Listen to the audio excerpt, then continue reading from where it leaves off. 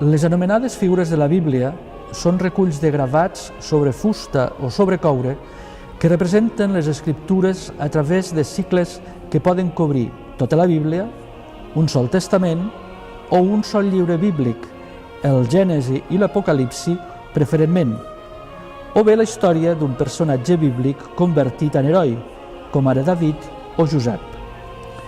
Diversos textos acompanyen els gravats, de manera que les figures de la Bíblia es poden considerar com un gènere literari en imatges. Aquestes figures de la Bíblia van tenir una ràpida expansió per Alemanya, França i els Països Baixos. El que sí podem constatar és que un cop establerta la forma canònica elemental d'una sèrie de figures de la Bíblia, amb un motto que sovint només presentava la referència bíblica, una figura o imatge i a vegades un epigrama parafrasejant-la o comentant-la breument,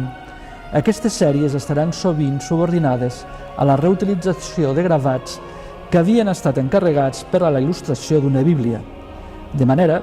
que la gran profusió d'aquest gènere té molt a veure amb l'amortització dels costos elevats de producció dels gravats.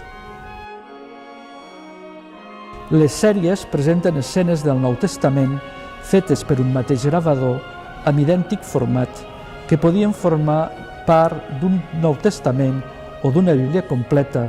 o bé formar part d'un àlbum, o bé es podien vendre soltes.